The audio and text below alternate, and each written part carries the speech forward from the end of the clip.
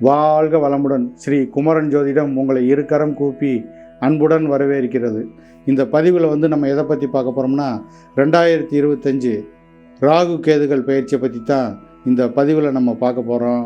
மீன ராசிக்கு இந்த மீன ராசிக்கு எப்பேற்பட்ட நட்பலனை இந்த ராகு கேதுக்களும் ஏற்படுத்துவாங்கன்றத இந்த பதிவில் நம்ம விரிவாக பார்க்கலாம். மீன ராசிக்கு 7.5 சனி வரப்போகுதே சார், எப்படி யோகத்தை இந்த ராகு பகவான் செய்வார் அப்படின்னு நீங்கள் நினைக்கலாம். ஆனால் உங்களுடைய நட்சத்திரத்து மேலே இந்த சனி பகவான் உள்ள நுழையும் போது உங்களுடைய மனோகாரகனான அந்த சந்திரன் மேலே அந்த மாபெரும் இருள் கிரகமான சனி வரும்போது ஒரு மன உளைச்சலை தான் ஏற்படுத்துவார். உங்களுடைய ராசிநாதன் வலிமையாக இருக்கிறார், நீங்கள் எதுலேயுமே கீழே விழமாட்டீங்க. அந்த அளவுக்கு உங்களுடைய ராசிநாதன் வலிமையாக ஒரு கேந்திரத்தில் இருக்கிறனால உங்களை எதையுமே நீங்கள் முழுசாக டவுன் ஆக மாட்டீங்க. மன உளைச்சலை ஏற்படுத்துவார். கூட்டாளிகளால் கொஞ்சம் கவனமாக நீங்கள் இருக்கணும். ஏன்னா ஜென்ம சனியில் நீங்கள் அடிக்ட் ஆகிறதுனால உங்களுக்கு என்ன தான் கோச்சார பலனை சொன்னாலும் ஜென்ம சனியில் அந்த ஜென்ம ராசி மேலே சனி பகவான் உள்ளே வரும்போது எதையுமே மனசை மன உளைச்சலை ஏற்படுத்துவார். அதனால் கவனமாக இருக்கணும். கூட்டாளிகள் மூலிமா கவனமாக இருக்கணும். திடீர்னு தேவையில்லாத ஒரு சிநேகத்தை ஏற்படுத்துவார். ஒரு காதலுங்கிற பேரில் உங்களுக்கு திடீர்னு அறிமுகமாகும். அதை நீங்கள் கவனமாக கையாளணும். இந்த ஜென்ம சனிக்கு அப்புறம் அது ஒரு பிரேக்கப் ஆயிரும். அதனால் நீங்கள் கவனமாக செயல்படணும். இந்த ராகு பகவான் உங்கள் ஜென்மத்திலிருந்து 12ஆம் இடத்துல போகிறார். போகக்காரகன் உங்களுடைய ராசி நாதன் 4ஆம் இடத்துலேருந்து அந்த 12ஆம் இடத்தை அந்த ராகு மேலே பார்வை செலுத்தும் போது போகஸ்தானம் உங்களுக்கு சிறப்பாக செயல்படும். உங்களுக்கு யோக திசைகளான அந்த சந்திர திசை நடக்கும்போது, அல்லது செவ்வாய் திசை நடக்கும்போது, அல்லது சூரிய திசை நடக்கும்போது உங்களுக்கு அற்புதமான பலாபலன் ஏற்படும். உங்களுடைய ஜாதக அடிப்படையில் இந்த கோச்சார பலனுங்கிறது ஒரு இலையில் பரிமாறப்பட்ட ஊறுகாய் போலத்தான் நம்ம எடுத்துக்கிறணும். அது எப்பயுமே சாப்பாடு ஆகாது. அதனால் கோச்சார பலனுங்கிறது நம்ம பெருசாக அதை எதிர்கொள்ள தேவையில்லை.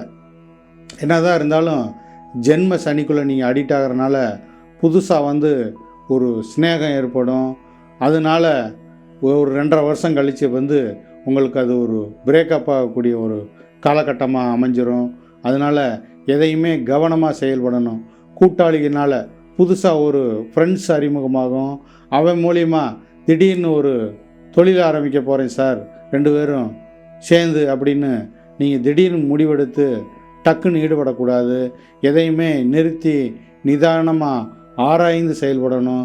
ஏன்னு பார்த்தீங்கன்னா சந்திரன் மேலே அந்த சனி பகவான் மாபெரும் இருள் ட்ராவல் ஆகும்போது திடீர்னு ஒரு மன உளைச்சலை ஏற்படுத்தி விட்டுரும். எதுலேயுமே ஒரு நஷ்டத்தை ஏற்படுத்திடும்.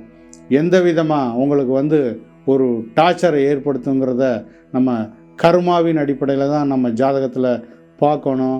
அதே மாதிரி உங்களுடைய ஜாதகத்தில் சந்திரன் வலிமையாக இருக்காரா அல்லது பலவீனமாக இருக்காராங்கிறத ஜாதகத்தில் ஆராய்ந்து பார்க்கணும். சந்திரன் நல்ல வலிமையோடு இருக்கும்போது எதையுமே நீங்கள் துணிச்சலாக வெற்றி கொள்ளக்கூடிய ஒரு ஆளாக நீங்கள் இருப்பீங்க. அதனால் ஜாதக அடிப்படையில் நம்ம பார்க்கணும். கோச்சார பலனை பெருசாக நம்ம அதை பார்க்க வேண்டிய அவசியம் இல்லை. ஆனால் ஜென்ம சனிங்கிறது உங்களுக்கு ஒரு தாக்கத்தை ஏற்படுத்தும். அதனால் இந்த ராகு பகவான் 12ஆம் இடமான அந்த போகஸ்தானத்தில் செயல்படும்போது உங்களுடைய ராசிநாதன் கேந்திரத்திலேருந்து பார்க்கும்போது போகஸ்தானத்தை சிறப்பாக செயல்படுத்துவார். உங்களுக்கு திருமண வாழ்க்கையை ஏற்படுத்தி அது மூலிமா நீடித்த நிலைத்த போக சுகத்தை உங்களுக்கு ஏற்படுத்துவார். தொலை தூரத்தில் போக முடியல சார், அது ஒரு தடங்களாகவே இருக்குனாலும் தொலை தூரத்தில் உங்களை ஷிஃப்ட் ஆக்கி நிறைவேற முடியாத ஆசையை உங்களுக்கு நிறைவேற்றி வைப்பார். எதுலேயுமே கவனம் தேவை. இந்த மீனராசிக்கு நம்ம சொல்ல போகிறது எதையுமே கவனமாக இருக்கும். கவனமாக நீங்கள் செயல்படணும். ஏன்னா சனி பகவான் ஒரு இக்கனாவை வச்சுருவார். எதுலேயுமே ஒரு இக்கனாவை வச்சுருவார். அதனால் எதையுமே நிறுத்தி நிதானமாக நம்ம செயல்படக்கூடிய ஒரு ராசியாக இந்த ராசி வரப்போகுது. அதனால் எதுலேயுமே கவனம். இந்த 2025 வந்து ஒரு கவனமாக நீங்கள் கையாளணும்.